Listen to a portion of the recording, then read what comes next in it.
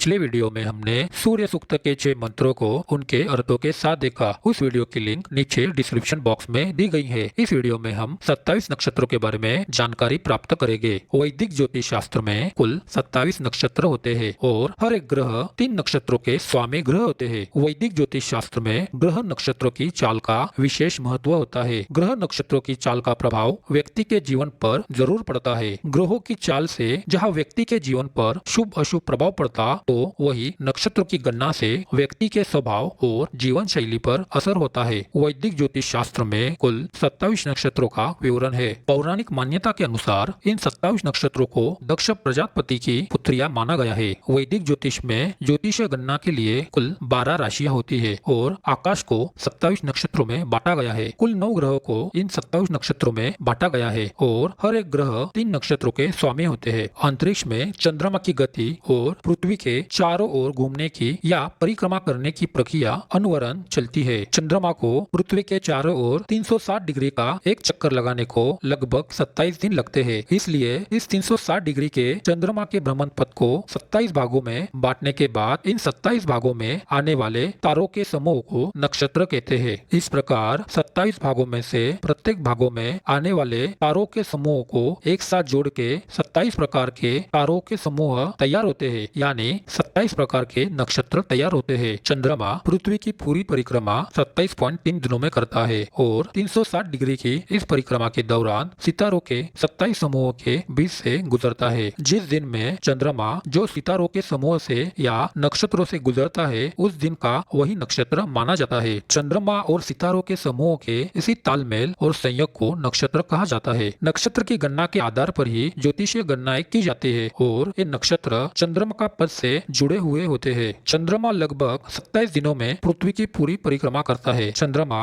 अपने एक परिक्रमा के दौरान 27 अलग अलग तारों के समूह का निर्माण करते हैं। जिस प्रकार से सूर्य मेष से लेकर मीन राशि तक हर महीने भ्रमण करते हैं, उसी प्रकार चंद्रमा सभी 27 नक्षत्रों में विचरण करते हैं। इसी काल को ही नक्षत्र मास कहा जाता है। इस प्रकार 27 दिनों का एक नक्षत्र मास होता है। आइए आगे जानते हैं इन सभी नक्षत्रों के बारे में विस्तार से। वैदिक ज्योतिष के अनुसार यह माना जाता है कि चंद्र नक्षत्र या नक्षत्र चंद्रमा के जन्म के प्रतीकों के साथ संबंध बनाते हैं। ज्योतिष शास्त्र में इन नक्षत्रों का विशेष महत्व है। प्राचीन ग्रंथों का कहना है कि नक्षत्र शब्द नक्श से लिया गया है, जिसका अर्थ है नक्शा। नक्षत्र का शाब्दिक अर्थ सितारों का नक्शा है। इतिहास यह भी बताता है कि नक्षत्रों का सबसे पहला परिचय ऋग्वेद में है। हालांकि आपको यजुर्वेद और अथर्ववेद में 28 नक्षत्रों की पूरी सूची मिल जाएगी। नीचे दिए गए सूची में हम 27 नक्षत्र, उनकी तारा संख्या, उनके स्वामी ग्रह और नक्षत्र के देवता के बारे में जानकारी प्राप्त करेंगे। अश्विनी नक्षत्र की तारा संख्या 3 है, इसके स्वामी ग्रह केतु है और इसके देवता अश्विनी कुमार है।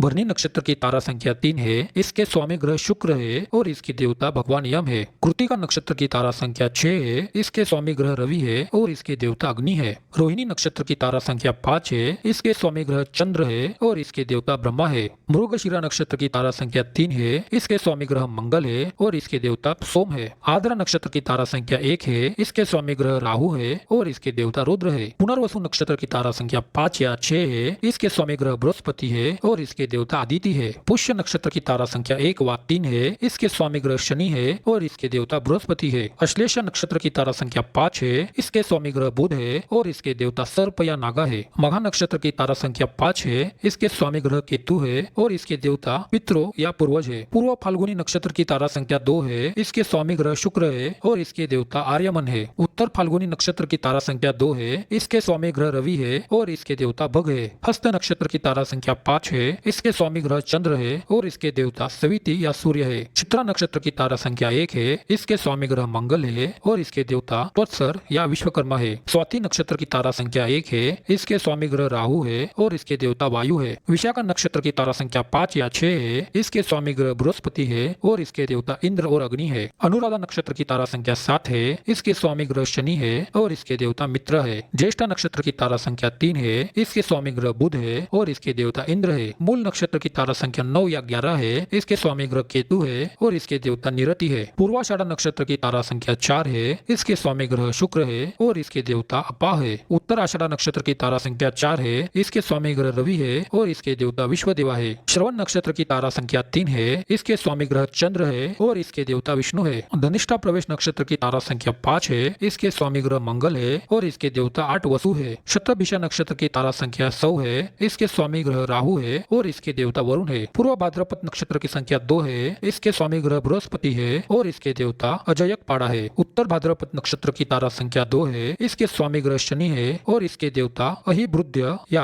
अहिबुधियाना है। रेवती नक्षत्र की तारा संख्या 32 है। इसके स्वामी ग्रह बुध है और इसके देवता पूषा है। अभिजीत यह एक अतिरिक्त नक्षत्र है। इसके स्वामी ग्रह बुध या केतु है और इसके देवता ब्रह्मा है। नक्षत्रों को उनकी विशेषताओं, उन पर शासन करने वाले ग्रह और बहुत कुछ के आधार पर विभिन्न श्रेणियों में विभाजित किया जा सकता है। एक 28वां नक्षत्र भी है जिसे ज्योतिषी मानते हैं, वह है अभिजीत नक्षत्र। इस नक्षत्र का स्वामी सूर्य है और इसे चलाने वाले देवता ब्रह्मा है। नक्षत्रों के पीछे की पौराणिक कथा। ज्योतिष शास्त्र में चंद्रमा का विशेष महत्व है। कहा जाता है कि चंद्रदेव का विवाह राजा दक्ष की 27 पुत्रियों के साथ हुआ था। चंद्रदेव के विवाह का मुख्य कारण उनका सौंदर्य था। एक समय चंद्रदेव को भी अपनी सुंदरता पर घमंड था, जिस वजह से उन्हें भी एक बार श्राप मिल गया। कहते हैं कि इस श्राप की वजह से ही चंद्रमा का प्रकाश कृष्ण पक्ष में क्रमशः घटता जाता है और शुक्ल पक्ष में इनका सौंदर्य देखने को मिलता है। लेकिन क्या आप जानते हैं कि चंद्रदेव के साथ ऐसा क्या हुआ जिसकी वजह से ये कृष्ण पक्ष में इनका तेज क्रमशः कम होता चला जाता है? आइए जानते हैं चंद्रमा और रोहिणी नक्षत्र से जुड़ी दिलचस्प कथा। चंद्रमा और रोहिणी की पौराणिक कथा। धर्म ग्रंथों के मुताबिक राजा दक्ष की 27 पुत्रियां थी, जिनमें से एक का नाम रोहिणी था, जिसे नक्षत्र के रूप में भी जाना जाता है। कहते हैं कि राजा दक्ष की 27 पुत्रियों का विवाह चंद्रमा के साथ हुआ था। एक दिन चंद्रमा जब विचरण करने के लिए निकले, तब उनकी नजर राजा दक्ष की पुत्री रोहिणी पर पड़ी। इस क्रम में चंद्रमा का मन रोहिणी पर आसक्त हो गया, जबकि दूसरी ओर चंद्रदेव की सुंदरता और तेज को देखकर राजा दक्ष की अन्य पुत्रियों का मन भी उन पर आ गया। चंद्रमा को जब इस बात की जानकारी हुई कि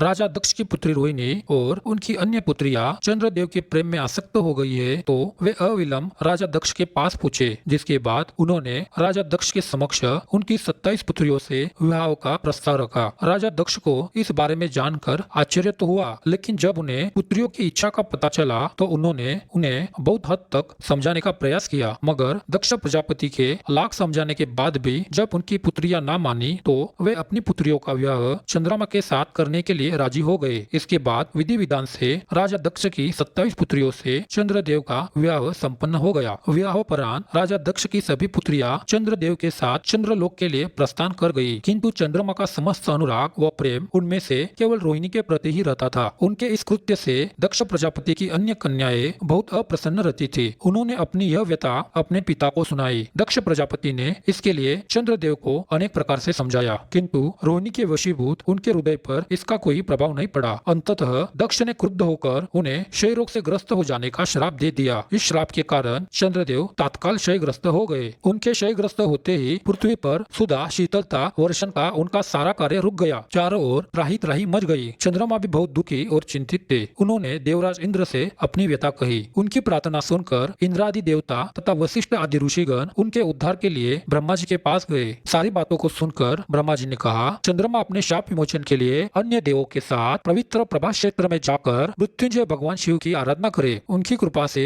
अवश्य ये रोग मुक्त हो जाएंगे। उनके कथनानुसार चंद्रदेव ने मृत्युंजय भगवान शिव की आराधना की। उन्होंने घोर तपस्या करते हुए 10 करोड़ बार मृत्युंजय मंत्र का जाप किया। यह मंत्र से प्रसन्न होकर मृत्युंजय भगवान शिव ने उन्हें अमरत्व का वर प्रदान किया। उन्होंने कहा, चंद्रदेव तुम शोक न करो, मेरे वर से तुम्हारा शाप मोचन तो होगा ही साथ प्रजापति दक्ष के वैष्णव की रक्षा भी हो जाएगी। यह कहते हुए भगवान शिव ने प्रसन्न होकर चंद्रमा को अपने मस्तक पर धारण किया। तब से भगवान शिव का एक नाम सोमेश्वर नाथ हुआ। भगवान शिव बोले, कृष्ण पक्ष में प्रतिदिन तुम्हारी एक एक कला क्षीण होगी, किंतु पुनः शुक्ल पक्ष में उसी क्रम में तुम्हारी एक एक कला बढ़ जाया करेगी। इस प्रकार प्रत्येक पूर्णिमा को तुम्हें पूर्ण चंद्रत्व प्राप्त होता रहेगा। चंद्रमा को मिलने वाले इस वरदान से सारे लोगों के प्राणी प्रसन्न हो उठे। सुधाकर चंद्रदेव पुनः दसों दिशा में सुधा वर्षण का कार्य पूर्ववत करने लगे। शाप मुक्त होकर चंद्रदेव ने अन्य देवता के साथ मिलकर मृत्युंजय भगवान से प्रार्थना की कि आप माता पार्वती के साथ सदा सदा के लिए प्राणों के उद्धारार्थ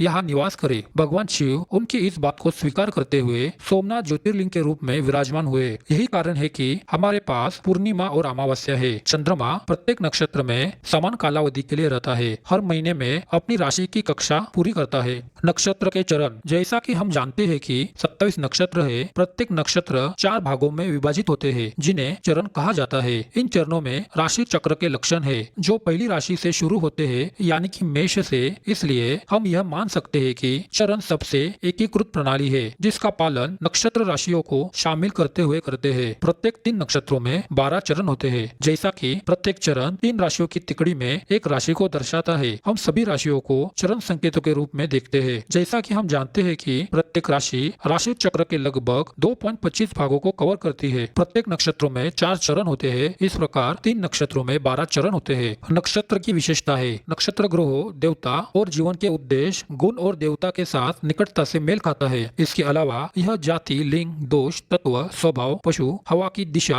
आदि से भी संबंधित है। नक्षत्रों की व्याख्या करते समय इन सभी बिंदुओं पर विस्तार से विचार किया जाता है। लिंग, ज्योतिष के अनुसार नक्षत्र को 2 श्रेणियों या लिंगों में बांटा गया है, पुरुष नक्षत्र और महिला नक्षत्र। आमतौर पर पुरुष नक्षत्र वाले व्यक्ति महिला नक्षत्रों वाले व्यक्तियों से अधिक उत्साही और सक्रिय होते हैं। अश्विनी, भरणी, पुष्य, अश्लेषा, माघ, उत्तरा फाल्गुनी, स्वाति, ज्येष्ठ, मूल, पूर्वाषाढ़, उत्तराषाढ़, श्रवण और पूर्व भाद्रपद पुरुष नक्षत्र माने जाते हैं। दूसरी ओर कृतिका, रोहिणी, मृगशीर्ष, आद्रा, पुनर्वसु, पूर्व फाल्गुनी, हस्त, चित्रा, विशाखा, अनुराधा, धनिष्ठा, शतभिषक, उत्तर भाद्रपद और रेवती महिला नक्षत्र है। गण प्रत्येक नक्षत्र के अंतर्गत आने वाले व्यक्तियों के स्वभाव से संबंधित है। नक्षत्रों के व्यक्तियों को उनके व्यवहार और किसी विशेष परिस्थिति में उनकी प्रतिक्रिया के आधार पर उन्हें गणों की विभिन्न श्रेणियों में रखा जाता है। जब हम नक्षत्र की संभावना को देखते हैं, नक्षत्रों को निम्नलिखित 3 व्यापक गणों के अंतर्गत रखा गया है। जब हम नक्षत्र की संभावना को देखते हैं तो हम 3 उप श्रेणियों पर ध्यान देंगे, देव, मनुष्य और राक्षस। देवगण में विनम्र और अच्छे स्वभाव वाले होने का गुण शामिल है। अश्विनी, मृगशीर्ष, पुनर्वसु, पुष्य, हस्त, स्वाति, अनुराधा और रेवती नक्षत्र इस श्रेणी में आते हैं। मनुष्यगण में मनुष्य होने का गुण शामिल है और इस प्रकार इसमें अच्छे और बुरे दोनों गुण होते हैं। भरणी, रोहिणी, आद्रा, श्रवण तथा पूर्वा और उत्तरा नक्षत्र इसी श्रेणी में आते हैं। राक्षसगण में राक्षस का गुण शामिल होता है। यह जिद्दी और आक्रामक होता है। कृतिका, अश्लेषा, मघा, चित्रा, विशाखा, ज्येष्ठा, मूल, धनिष्ठा और शतभिषा नक्षत्र इसी श्रेणी में आते हैं। पशु, वैदिक ज्योतिष में नक्षत्रों का पशुओं के साथ भी घनिष्ठ संबंध है। आप यह पता कैसे लगा सकते हैं कि आपका स्वभाव किस पशु जैसा होगा? नक्षत्र विज्ञान के अनुसार प्रत्येक नक्षत्र अलग पशु से संबंधित होता है जो विस्तार से वर्णन करने में मदद करता है कि आप किस तरह के व्यक्ति होंगे। किसी व्यक्ति के व्यवहार संबंधित पक्षी और पशु से मेल खाते हैं। गुण, नक्षत्रों में 3 प्रकार के गुण यानी ऊर्जा होती है। वैदिक ज्योतिष में प्रत्येक नक्षत्र व्यक्ति के एक निश्चित गुण का प्रतिनिधित्व करता है, लेकिन यह एक स्तर पर नहीं बल्कि 3 अलग अलग स्तरों पर होता है। राजस गुण गति, महत्वाकांक्षा, क्रियाशीलता और परिवर्तन की ऊर्जा है। तमस गुण आलसी, कम सक्रिय और भौतिकवादी होने की ऊर्जा लाता है। सत्व गुण अभिव्यक्ति और बुद्धि की ऊर्जा लाता है। राशि चक्र से नक्षत्र कैसे भिन्न होते हैं? यदि आप आकाश को 12 अलग अलग भागों में विभाजित करते हैं तो आप इन 12 भागों को राशि चक्र कह सकते हैं। हालांकि यदि आप इसे 27 समान भागों में विभाजित करते हैं तो वह नक्षत्र कहलाएगा। विभाजन के दौरान प्रत्येक राशि 360 अंश के वृत्त से 30 अंश के क्षेत्रों को कवर करती है। हालांकि प्रत्येक नक्षत्र 13.33 अंश भागों को लगभग कवर करता है। मेष से लेकर मीन तक प्रत्येक राशि के अंतर्गत 2.25 नक्षत्र आते हैं। आप अपना नक्षत्र कैसे जान सकते हैं? अपने नक्षत्र को जानना आवश्यक है क्योंकि यह आपके व्यक्तित्व, व्यवहार और विशेषताओं को आकार देता है। साथ ही प्रत्येक नक्षत्र में ग्रहों की स्थिति के आधार पर विभिन्न लोगों के साथ आपके संबंधों को भी प्रभावित करता है। आपका नक्षत्र या जिस नक्षत्र में आपका जन्म हुआ है उसे जानने के लिए आपको किसी ज्योतिष से मिलना चाहिए जिसके पास आपके जन्म का सही समय, स्थान और तारीख हो। आपके द्वारा दी गई जानकारी के आधार पर ज्योतिषी आपकी जन्म जानकारी के साथ चंद्रमा की स्थिति का मिलान करेगा और आपके नक्षत्र की पहचान करेगा। किसी व्यक्ति के जन्म के समय चंद्रमा की स्थिति एक विशेष राशि में एक विशेष डिग्री पर होती है। किसी भी व्यक्ति के जन्म के समय चंद्रमा जिस नक्षत्र में होगा या सितारों के जिस समूह से होकर गुजर रहा होगा वही उसका जन्म नक्षत्र माना जाता है। इसके अलावा आपकी कुंडली की भूमिका भी महत्वपूर्ण होगी। यह आपके जन्म के घंटों के दौरान सूर्य और चंद्रमा की स्थिति के बारे में आपके बारे में अतिरिक्त विवरण प्रदान करता है। इस संभावना को देखना महत्वपूर्ण है क्योंकि यह आपकी भलाई, विशेषताओं आदि के बारे में विस्तृत जानकारी प्रदान करता है। इस तरह से हमने 27 नक्षत्रों के बारे में चर्चा की। ऐसी और अधिक जानकारी पाने के लिए हमारे चैनल को जरूर सब्सक्राइब करें। धन्यवाद।